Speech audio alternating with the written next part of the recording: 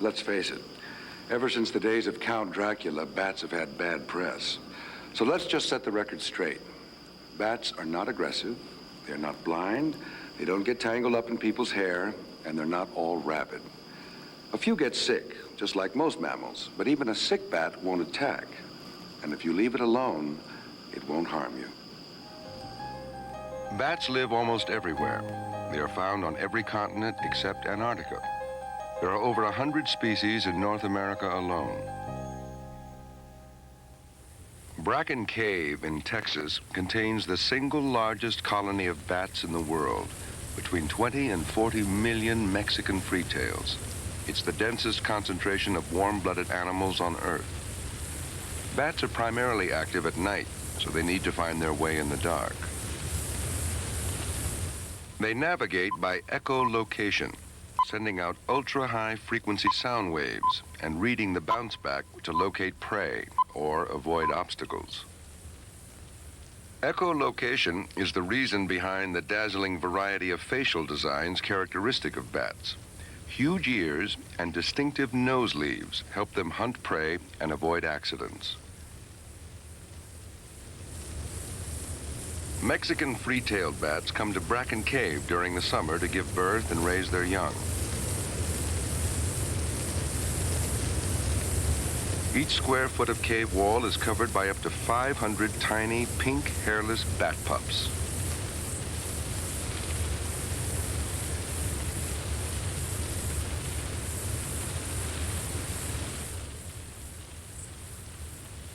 The adults and pups roost separately, forming pink and brown patches on the walls.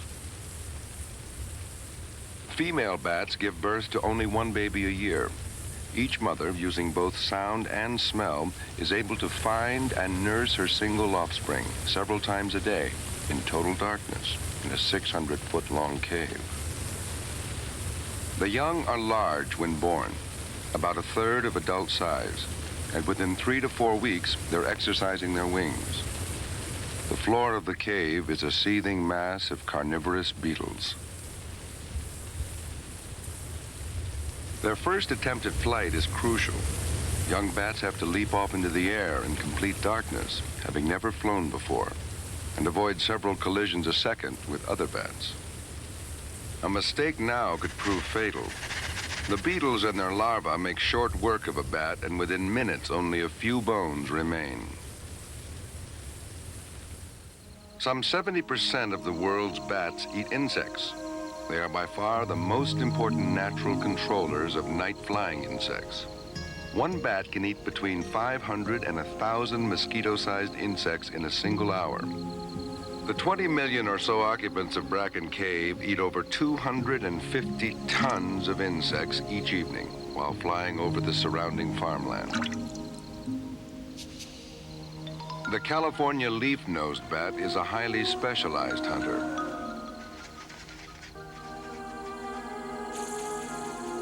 It can actually detect the footsteps of the cricket.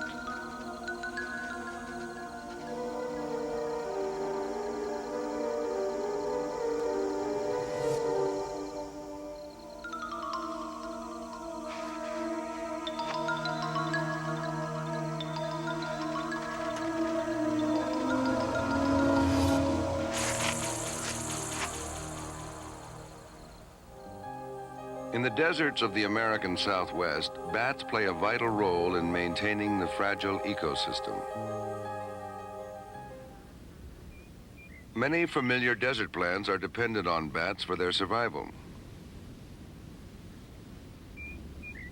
During the day, hummingbirds and insects feed at the flowers of the agave or century plant, but these creatures play a negligible role in the pollination of this plant. By day, the flowers are sexually inactive. The flowers only release pollen after nightfall, and it's now that nectar is secreted. It's this rich source of energy that attracts the bats.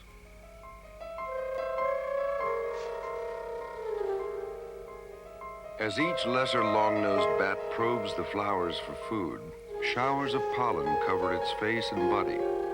The bats unwittingly pollinate hundreds of flowers in a single evening.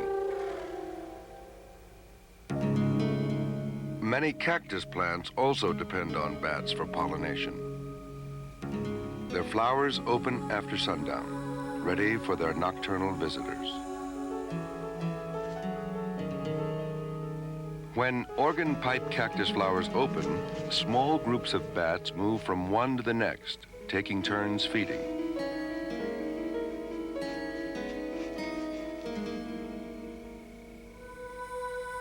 The familiar saguaro is also pollinated by bats. The saguaro blossoms don't open until midnight, so they don't compete with the other cacti. It's a remarkable example of the precision with which nature sometimes arranges things.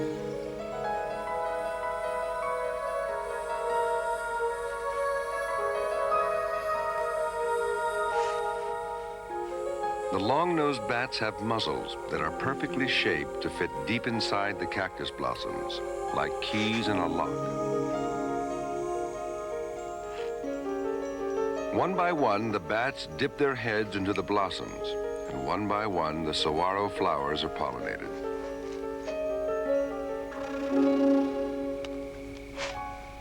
The bats return to their roost, their faces covered with pollen. What hasn't rubbed off in other flowers is eagerly licked off by the bats. Without the bats, many of the desert's most important plants could die out, threatening an entire ecosystem. Yet it's not just in this harsh environment that the presence of bats is essential. Around the world, in tropical rainforests, such as those in French Guiana, bats have a crucial role to play.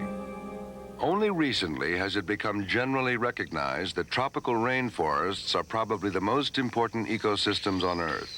Not only do they serve as the lungs of the planet, but these rich forests are the home of more than 90% of all the terrestrial plant and animal species. The fine balance that exists between them, which took millions of years to develop, can be destroyed in a single afternoon.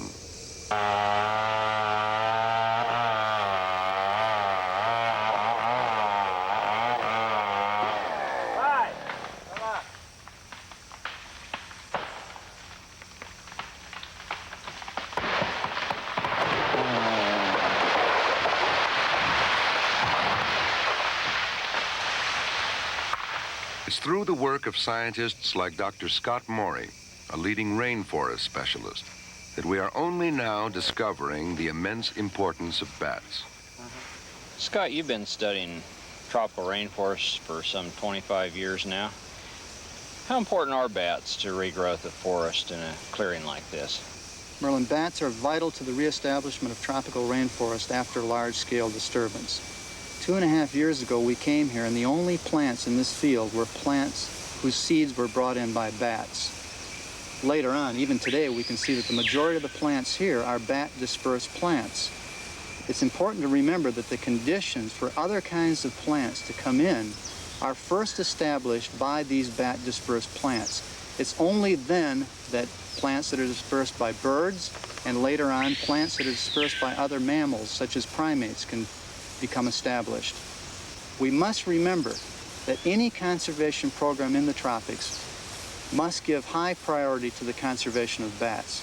Because if we take bats out of this ecosystem, we cannot have normal regeneration of tropical rainforests.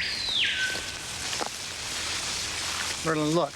Here we have 3 different very excellent examples of bat-dispersed plants. Here's the classic, a Cecropia. Here's a Visme in the background. And here's a Solanum in fruit. Look at this Solanum. It has a very classic kind of bat fruit. Take a look at this fruit. We'll open it up.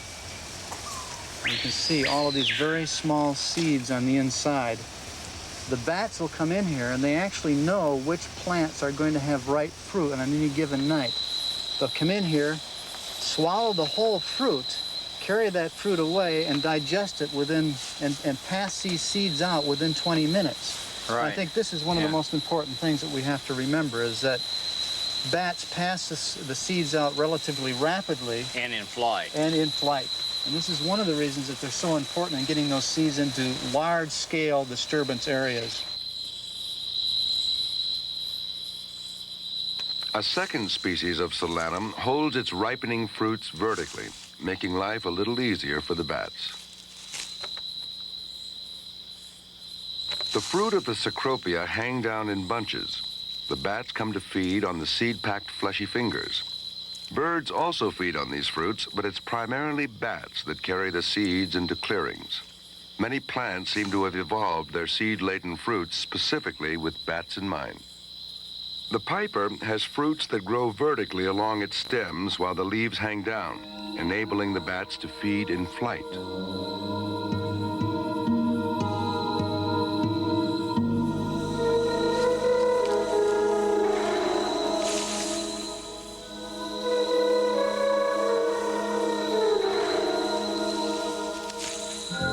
It has been estimated that just one Corollia bat can disperse up to 60,000 seeds in a single night.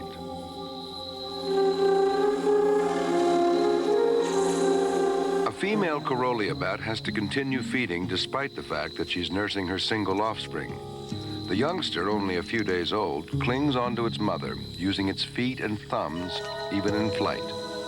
Feeding continues as normal, even though she's flying with a payload of almost half her own body weight.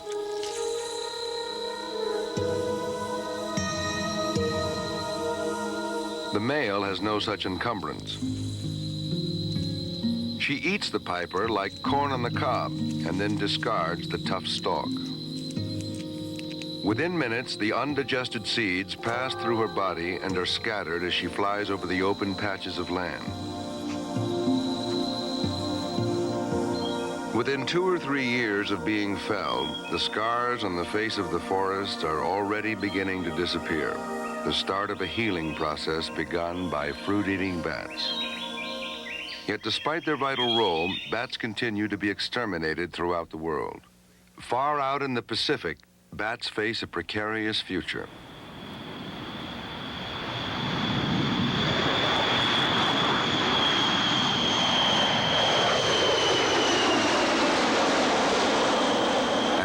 B-52 thunders into the air as it leaves the tiny island of Guam. There's been an American military presence here since the First World War, but the island was home to fruit bats long before humans ever set foot there. The forests on Guam were originally the habitat of 3 species of bats. 2, sadly, are now extinct. The surviving Mariana's fruit bat has declined in number from many thousands to between 400 and 500. And is now an endangered species.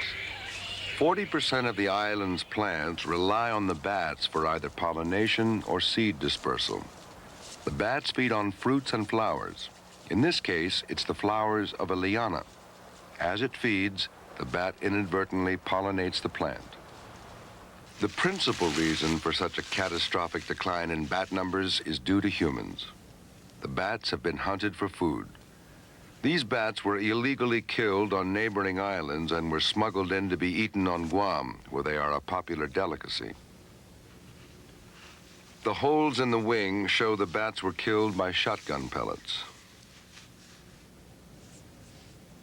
It's a pitiful sight, and one which marks a serious threat to the ecology of the whole island, because many species of plants have lost their key pollinator or seed disperser.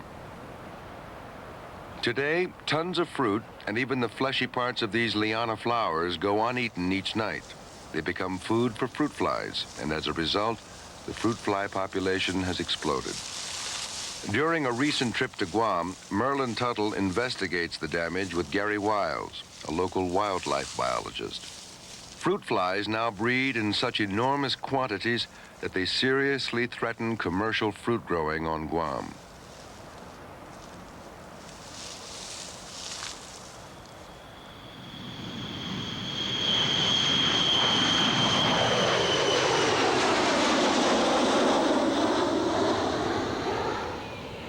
The remaining colony of bats now lives within the safety of the airbase, right at the end of the runway, where they are carefully protected.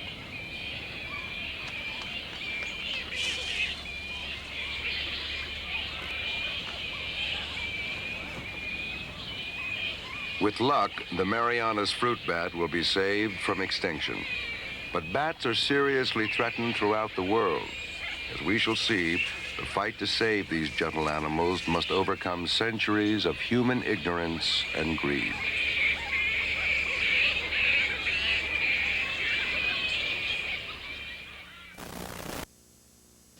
If you have a question about AIDS, you can get an answer 24 hours a day by calling the National AIDS Hotline at 1-800-342-AIDS.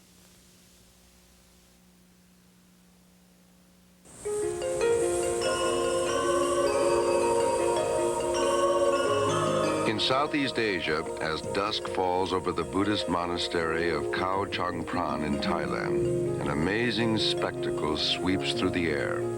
Millions of bats stream out of their daytime roost and spread over the surrounding forests and farmland. This was, until recently, quite a common sight throughout the region. But human disturbance of the caves in which the bats roost has caused a massive decline in bat numbers. It's a familiar story throughout the world, and one born largely out of ignorance.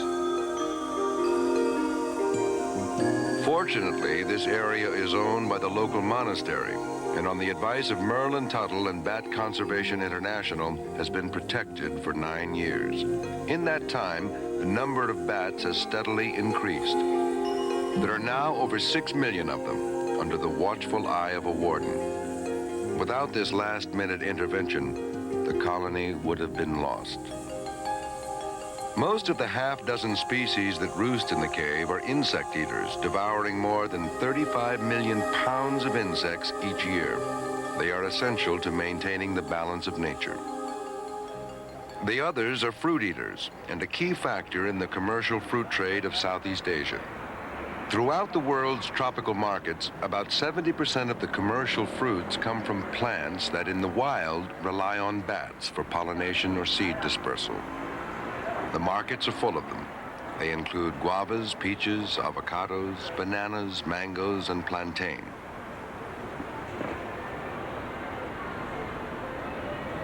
The most important fruit of Southeast Asia in commercial terms is the durian, which adds $120 million a year to local economies. The flowers of the durian begin to open as the sun goes down. As night falls, the flowers produce nectar and pollen, ready for the arrival of the bats.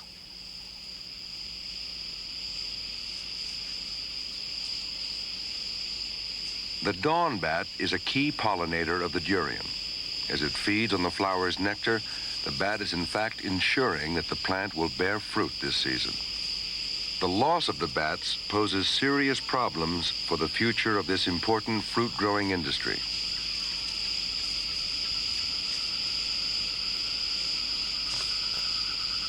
In the wild, bananas also rely on bats. Although commercially grown bananas do not require pollination, wild stocks must be maintained in order to provide the fresh genetic strains needed to keep cultivated varieties healthy.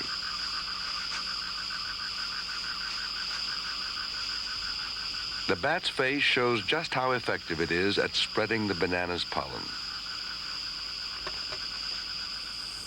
By daybreak, the bats are already pouring back into the safety of their cave.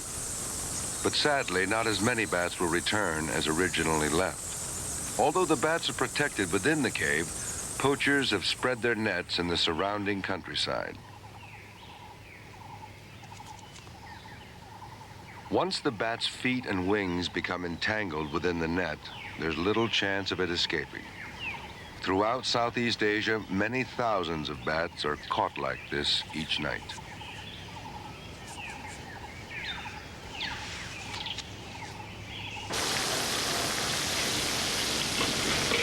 The meager amount of flesh on their bones is in big demand. It's even considered by some to be an aphrodisiac. Many species of bats are faced with extinction because of such indiscriminate hunting. For some species, it's already too late. They simply no longer exist.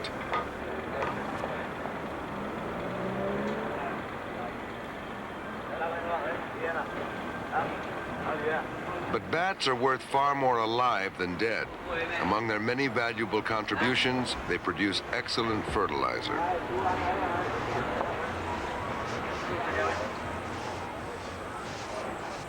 Once a week, the monks permit local villagers to enter certain parts of the cave where high ceilings minimize disturbance to the bats. Under the watchful eyes of the Buddhas, they venture deep into the cave system. These people are not here to collect the bats, but rather their droppings that fall to the floor of the cave in a constant shower. Though the collection of bat guano is no longer economically practical in industrialized countries, it continues to be a key resource in developing economies. It is an extremely rich fertilizer, and 6 million bats provide an income of almost $100,000 a year for the monastery. The cost of employing a warden to protect the cave is almost insignificant. As the number of bats continues to increase, so does the amount of guano, which in turn increases the income for the monastery. However, this industry is small change when compared to the potential value of other life that requires bat guano for its survival. Countless thousands of unique organisms, from fish and insects to bacteria and fungi, would die without the energy they derive from bat droppings. Just one spoonful may contain up to 1,000 species of bacteria, many of which are of potentially great value in solving human problems. Their usefulness is only now being realized by microbiologists like Bernie Steele. Some bacteria already under study show promise of helping us detoxify industrial waste, improve detergents, even help in the production of gasohol and antibiotics. Elsewhere, the people of Australia are realizing, perhaps in the nick of time, just how critical bats are to the survival of their forests. In New South Wales, these colonies of gray-headed and black flying foxes are only 1/10 of their former population. The reason for their drastic decline is quite simple. They were shot, burned with flamethrowers, and even dynamited to the verge of extinction by local people and farmers who blame them for damaging commercial fruit crops. The fact is that under normal conditions, the bats only eat fruit that is too ripe for commercial harvesting. On average, birds do more damage to crops. But because of popular misconceptions and ignorance, bats got the blame and were massacred. Recently, Merlin Tuttle and Bat Conservation International were instrumental in obtaining legal protection for the flying foxes of New South Wales. Under the wing of the Ku-ring-gai Bat Committee, any orphaned or abandoned youngsters are cared for by a group of women who meet regularly to compare notes. I like Amy. But Misha's better. Oh, that's not so cool. Misha's better. She's great. No. You've had your turn. It's Adam's turn now. He hasn't had a turn and he hasn't had a brush. Over here. Look, she's dying to have a bit of that. No, she She's really rude. wants that. Really bad. No. Max's are only little ones. You know, they sort of, it comes out about that far. No, this really Yeah. collapsed. There is apple. Oh, there is apple There is there. a piece of apple. No, Max, you're not coming on, Misha's Mummy. turn. Max, Mummy says no, one at a time, please. One at a time, please. Foot don't come down. And just won't come down. Right, I haven't lost it. There you You go. might have, You but I hang there. didn't. All right, There's nothing on the ground. we're going to try apple this time. These flying foxes are not kept as pets. Most will be released back into the wild. The people of Australia are being re-educated about bats. Visitors are encouraged at the Ku-ring-gai Reserve to meet the bats at close quarters and see just how gentle, attractive, and intelligent they are. Seen at this close range, it's easy to understand why some scientists think flying foxes are primates related to monkeys, apes, and humans.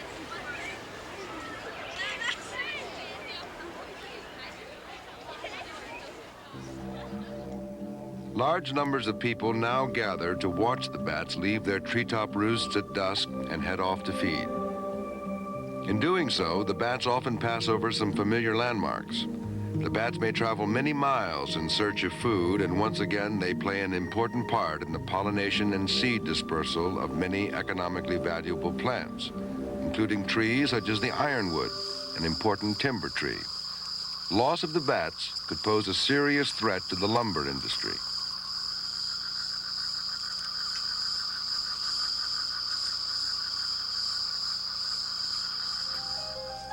But worldwide, it's not just economics that justifies the importance of bats.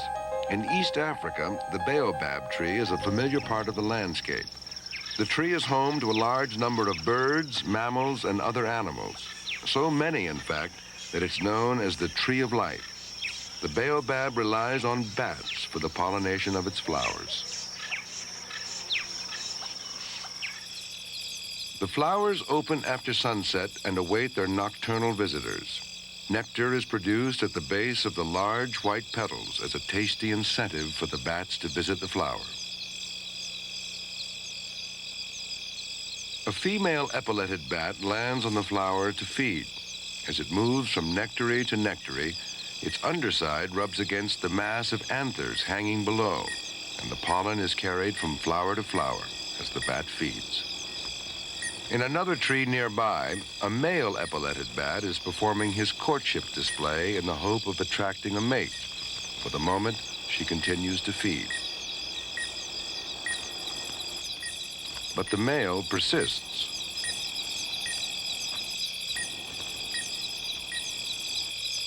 Eventually, the female approaches, an indication of her acceptance of the male as a mate, and they fly off together.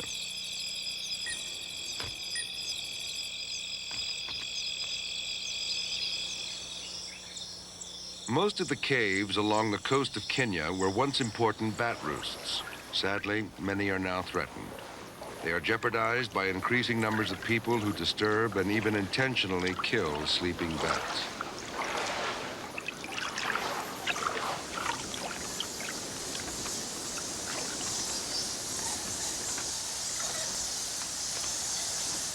Dr. Tuttle keeps his visits to these important roosts to a minimum in order to reduce disturbance to the bats. The bats are, of course, completely harmless and are persecuted only out of ignorance. Bats and people can exist side by side in perfect harmony, provided the bats are left in peace. One little known but very positive effect of the bats' presence is that they disperse the seeds of a local tree. The leaves of the neem tree are well known along the Kenya coast as an insect repellent. A few branches placed around exposed food keeps the flies away and the tourists happy. One place where the future of bats is looking up is Austin, Texas. Crevices beneath the Congress Avenue Bridge are the daytime roost of about 1 million Mexican free-tailed bats.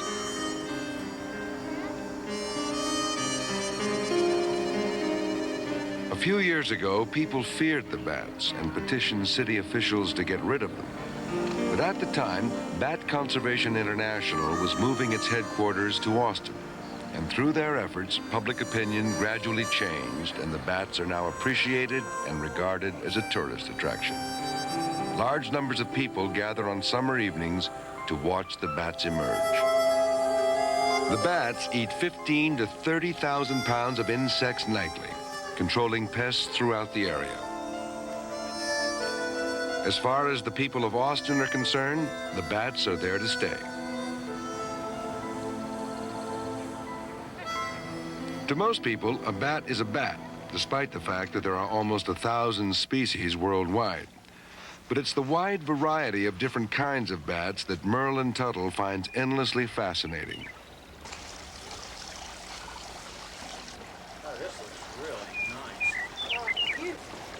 Accompanied by Bert Granches, he finds the deserts of West Texas a rich hunting ground. I've been looking for. I haven't seen water for a long ways. The net'll stretch. Think we can get it all the way? Yeah, I think it's going to be just perfect fit.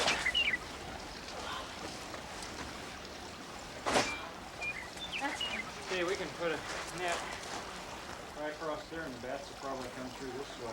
Yeah, so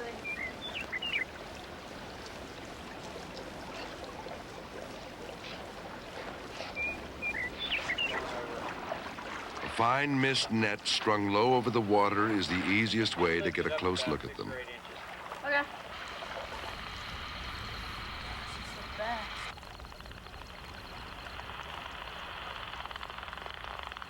Each species of bat makes its own unique ultrasonic sounds, too high for us to hear.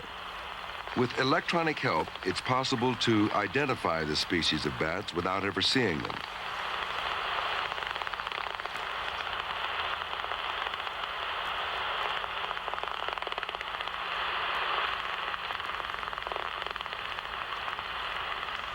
It's in the net.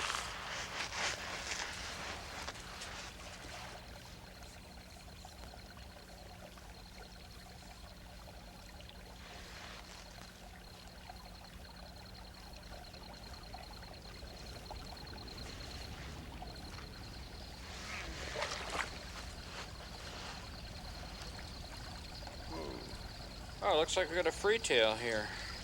Why do they call them freetails? Well, they call them freetails because, unlike most bats, they have a little bare tail like a mouse. See the membrane here? Most bats have a membrane that comes all the way to the end of the tail. Note that Dr. Tuttle is handling the bats with a glove. Like any wild animal, a frightened bat may bite in self-defense. Oh, this is a big freetail bat. This is several times larger than the Mexican freetail bat that we just caught. In fact, these are quite rarely seen. In all, there are 8 or 9 species feeding or drinking in this small area. Hey, Bert, we got a ghost-faced bat here. See, here he has these really strange eyes that appear to be right back in his ears. And that's part of a very sophisticated navigation system that this bat has. There's no other bat in the United States that looks quite like him. Nature has, over millions of years of evolution, produced a sonar system far more accurate than any yet developed by science. As we shall see, even the very sophisticated navigation system of the tornado bomber is crude when compared to the capabilities of bats. Oh, that must be the pizza. It's terrible. So we're Wonderful animals and key allies who eat insects in our backyards and reseed rainforests, but they're misunderstood. And millions like Zoe here are killed needlessly each year. They need your help now. Please join us at Bat Conservation International by calling 1-800-862-BATS. With your $25 tax-deductible membership, you'll enjoy our quarterly magazine, and you can make a difference. Bats are famous for their ability to find their way in the dark. And nowhere has this been more dramatically demonstrated than in the forests of Central and South America. There, in the warm, humid tropical nights, there lives a bat whose echolocation is so well developed that it can detect an object as fine as a human hair, protruding a mere millimeter above the water's surface. It feeds on fish and can detect the slightest ripple.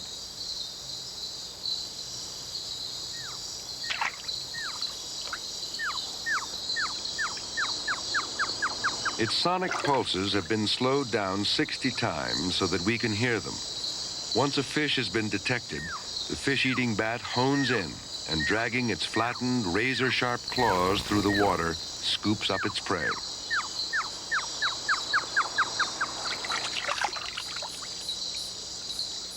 It seldom misses.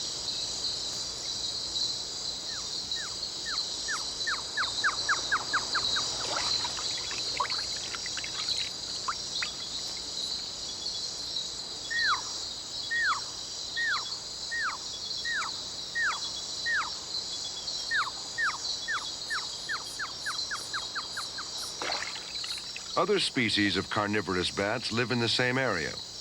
The rarely seen Crotopterus has a wingspan of over 2 feet. It's an efficient predator that catches a wide variety of small animals.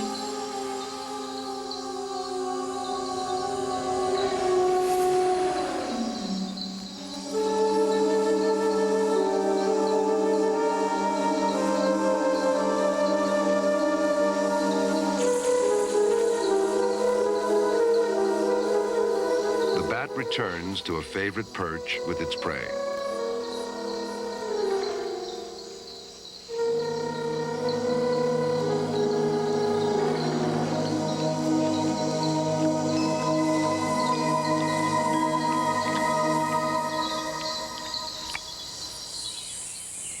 rainforests of Central America are home to over 100 kinds of bats. Caves here are rare, so many species roost in hollow trees.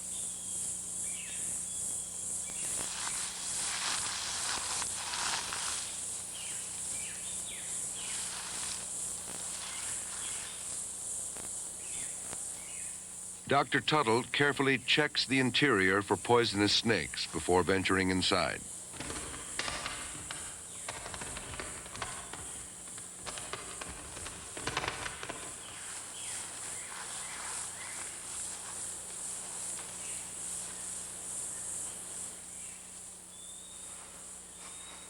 Several species of bats have taken up residence in the tree, such as the nectar-feeding Glossophaga. Nearby hang 1 or 2 Corolia bats, a species we've already seen feeding in the rainforest. And in one corner, a vampire bat, a shy species that has been responsible for much of the general public's misconceptions about bats. This bat feeds exclusively on the blood of other mammals and birds, especially domestic ones on nearby farms. A chicken settles down to roost in a low tree. The bat silently lands nearby and stealthily creeps along the branch.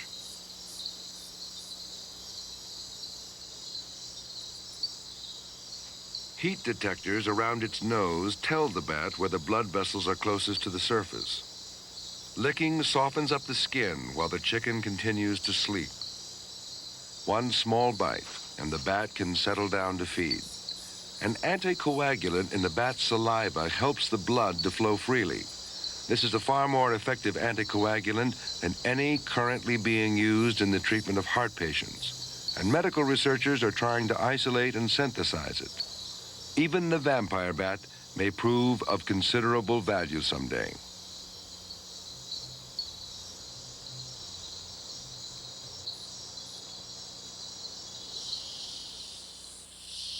Vampire bats are one of a kind, a rare exception that's tainted public opinion about bats in general. There are, however, a large number of bats that can only be described as endearing. Clustered beneath a leaf in a Costa Rican forest huddles a group of tiny white tent-making bats. They make a home for themselves by chewing along the midrib of a heliconia, or similar leaf, so that the two halves hang down, making a very effective tent that shelters them from the frequent rains. These thumb-sized fruit-eating bats will use a tent for several weeks before making a new one elsewhere. The adults are pure white, with yellow nose and ears. The young are gray, and this one is being pestered by a mosquito. Once one starts to struggle, the whole group is disturbed and begins to shuffle around, trying to avoid the offending insect. Bats that live in tropical regions are active year-round, but those that live in temperate zones have to hibernate throughout the winter. In Hubbard's Cave in Tennessee, bats return each autumn to spend up to 6 months in a state of dormancy. Here, the overwintering bats are protected from human disturbance by an enormous 120-ton grill that was erected as a cooperative venture by Bat Conservation International, the Nature Conservancy, concerned cave explorers, and even the Tennessee National Guard. The bats come and go through the grill. The public is allowed into the cave during the summer when the bats are gone. During the winter, no one is allowed in, except once every 2 or 3 years when scientists must check on the bats. Hubbard's Cave is one of the 3 most important bat hibernating sites known in the world. In all, 7 or 8 species spend the winter here. Thousands of endangered gray bats encrust the ceiling, living on reserves of fat built up prior to hibernation. The bats wake up at the slightest disturbance, and if this happens too often, they use up their energy supplies. As a result, before the arrival of spring, the bats simply run out of fuel and die.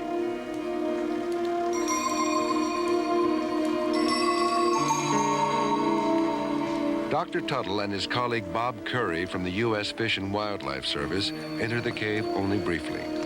The cave provides a range of temperatures from above 50 degrees to below freezing, making it suitable for an unusually wide variety of species.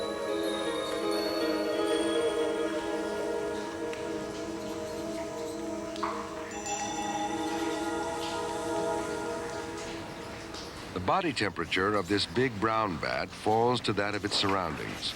The bat's heartbeat slows dramatically, and its blood barely moves through its veins. The probe reads just over 30 degrees Fahrenheit.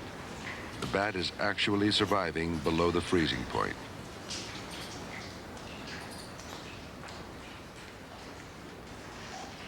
Nearby rests one of North America's rarest bats.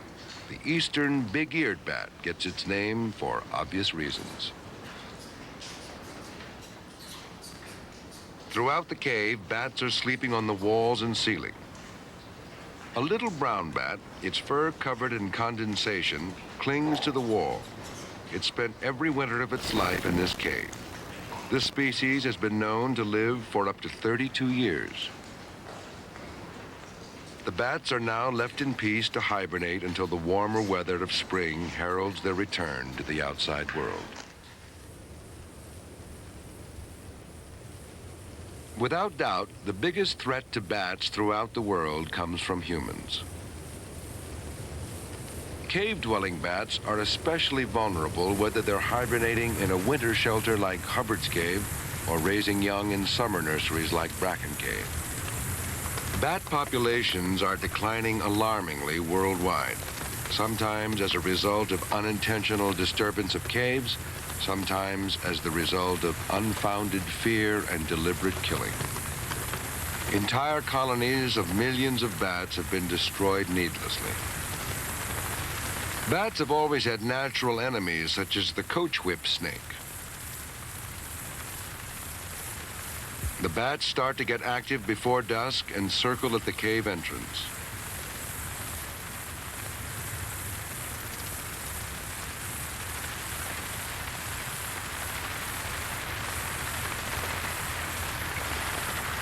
All the snake has to do is hang over the entrance and wait for a wing to touch its mouth.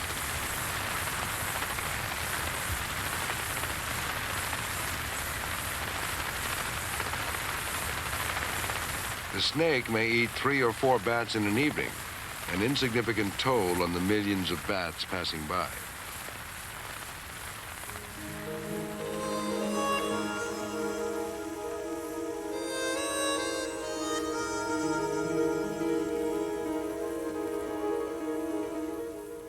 It may take hours for all the bats to leave. A constant stream pours out of the cave and disappears over the surrounding countryside. Remember, they will eat over 250 tons of insects before morning. Those that are the first to leave do so while it's still light, and so face other natural hazards.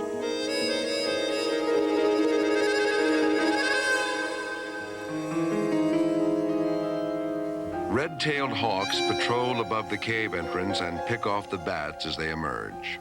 But again, the effect they have on the population is negligible. The real problem is the human species. Can we learn to curb our destructive nature in time?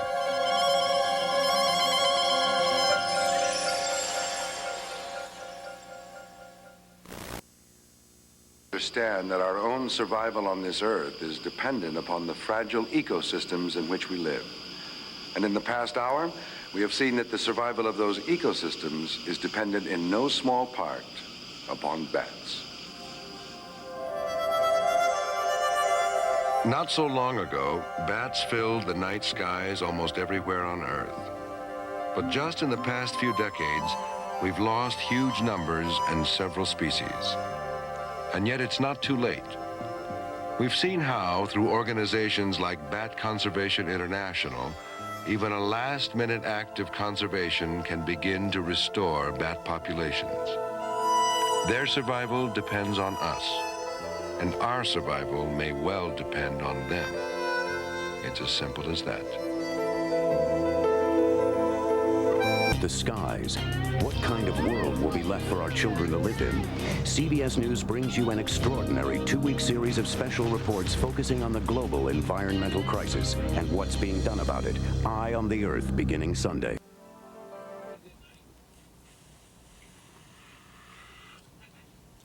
Debbie Allen, Maya Angelou, Nancy Wilson, along with other outstanding African-American women honored for significant achievement. The Essence Awards, next.